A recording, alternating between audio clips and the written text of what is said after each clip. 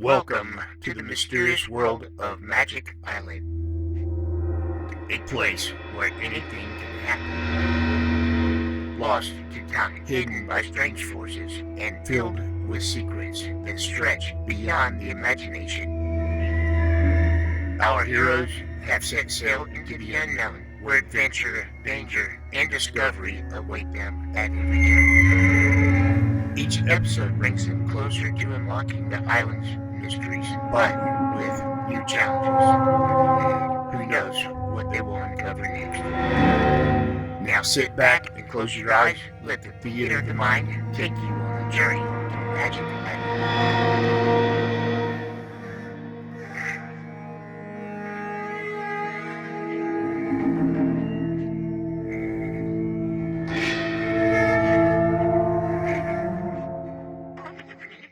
There's nothing any finer than a taste of freedom after being shut up against your will. The Gregory party is now enjoying their second bit of freedom since landing at Euclidia, the Magic Island. When Jerry and Joan set out to do a little detective work in the lower levels of the island, they were only hoping, and rather faintly hoping at that they might possibly discover some weak link in the Euclideans' plans to keep them prisoners. They had more good luck than anyone expected and found one of the fast submarines with no one guarding it. Mrs. Gregory and the captain arrived at the same time. And with Joan at the controls, our four friends have helped themselves to the 100-foot submarine. They are now racing to get away from Euclidia and the power of G-47 and his scientists. I believe we have now attained maximum speed. You may close that valve, Jerry. Okay, Joan. Close it is. How can you maintain your speed in this thing if you shut off the compressed air, Joan? The air is not used as motive power, Captain Bradford. It merely forces the fuel pellets into the combustion tank. But, Joan, darling, what makes this submarine go? Did you not see that small cylinder Jerry inserted in that heavy projectile-shaped tank?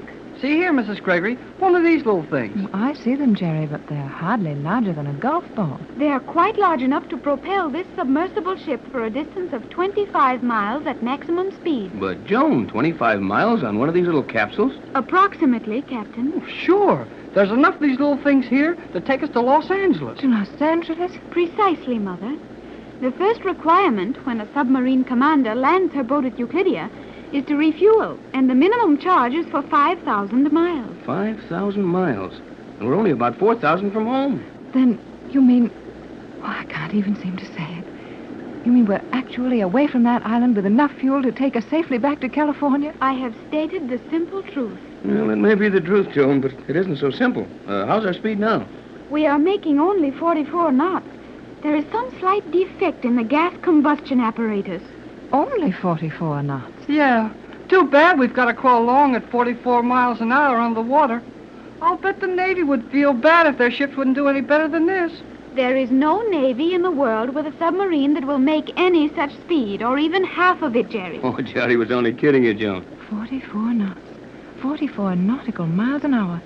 Why, that's faster than our heavy surface craft can travel. It is interesting to contemplate the advances which may be made after this system of propulsion has been perfected. Yeah. Maybe they'll do all right after they've quit fooling around and really get these things to running. Now, Jerry, if you'll let Joan be sensible for a few minutes, I'd like to ask her a few questions about the continued operation of this boat and learn something about how to navigate.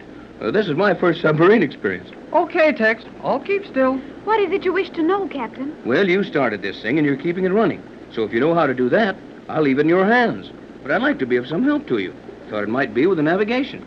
Tex is one of the finest navigators in America, Joan. That is interesting, but there is no need for your services at this time, Captain. Looks like we're just going for the ride. Sure looks that way, Jerry. I believe we are now sufficiently removed from Euclidia that we may, with safety, reverse the craft. Reverse? You mean we've been going backward all this time? At 44 knots? To be sure.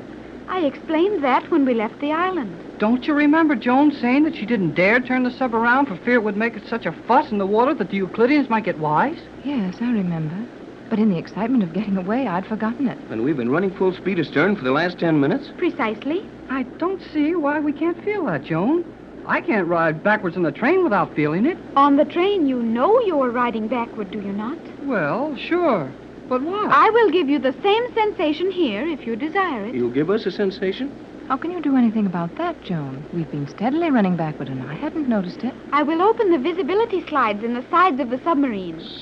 Hey, don't let that water The in. water will not come through that transparent steel, and you should know that, Jerry. Yeah, I did see it before. How wonderfully clear those openings are. Everything in the water is as plain as day. Yeah, now you can tell you're going backward all right. Seeing that marine life scooting by in the wrong direction could be mighty upsetting. I think I'd just as soon go forward, Skipper. I will now reverse the craft. What, at this speed? We will lose momentum gradually. I will cut off the power and run in a wide arc. How could this thing be so noiseless all at once, Joan? We're still rushing through the water. Why don't we hear the water as we did before? You did not at any time hear the rush of water around the ship, Captain Bradford. You heard the water passing through the power channels.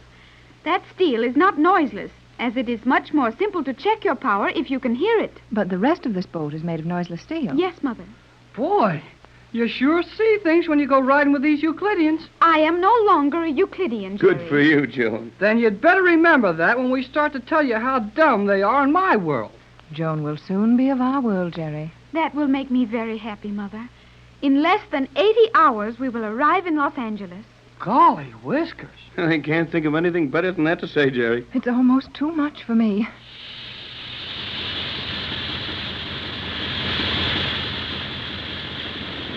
Hey, you sure take off fast. We are in a hurry, are we not? We're in a hurry to get away from Euclidia, yes. But, Joan, is this submarine safe at such speeds? Euclidean machinery is nearly perfect.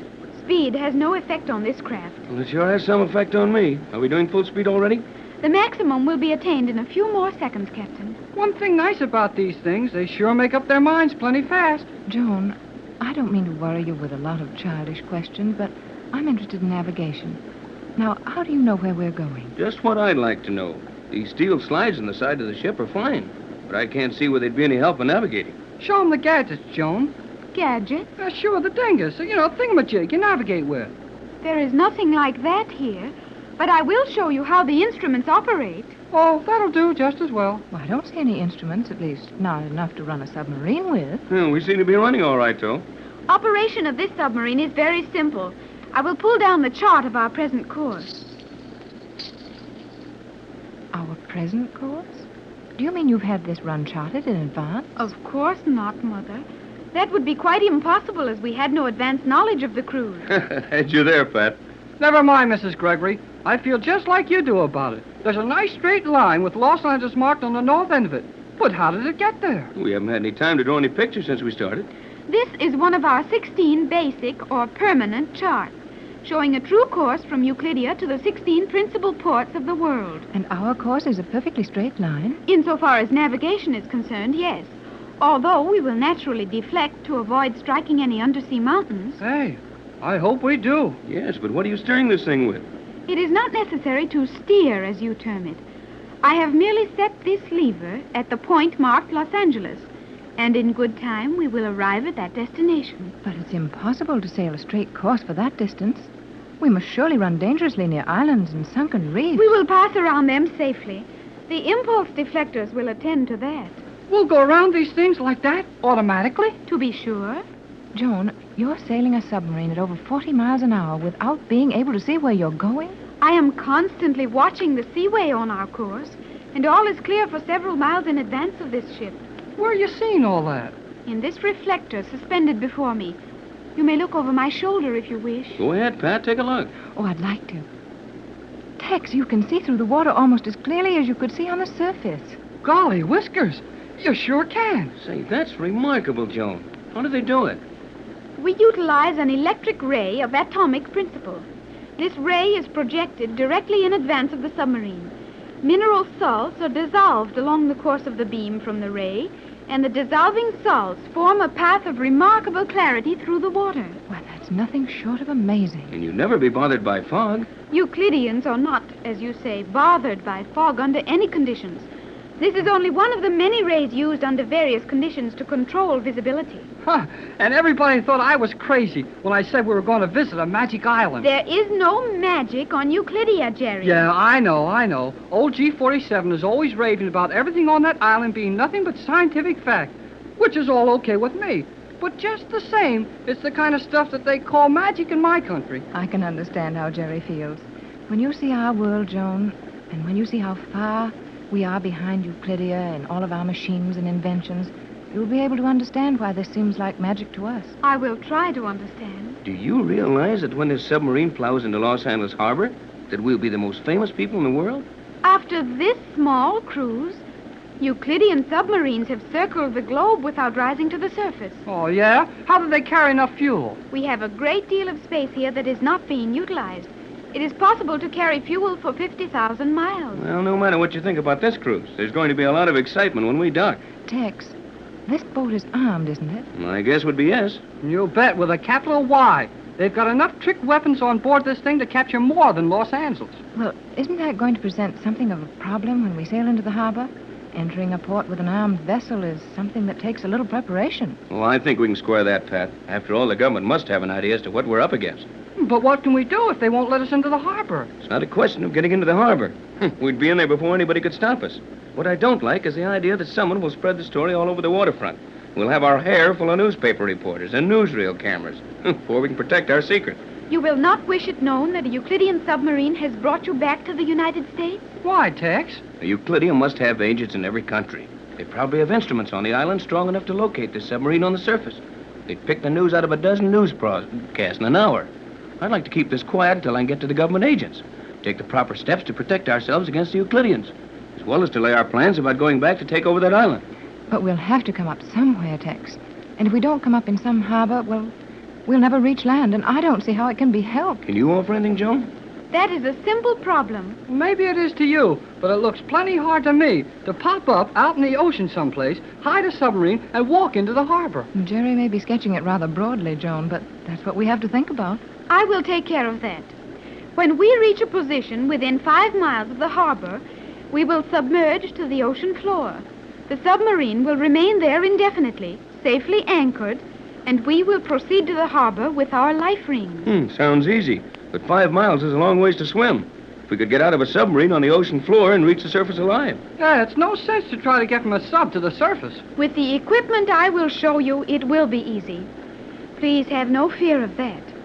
If we are allowed to reach the harbor, I promise you we will land without the submarine and without trouble.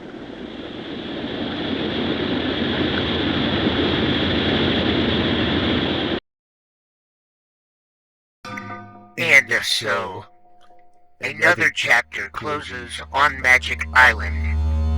Our explorers have faced mysteries, dangers, and thrills. Yet, the island still holds its secrets close. What lies ahead? New allies or unexpected foes? Make sure you join us tomorrow to find out what awaits on Magic Island, where the adventure never ends. Right here on Golden Age Radio, rumble.com/C/GAR. If you're too impatient to watch all 130 episodes, one per day, there's a link in the description so you can watch all the videos you want all together.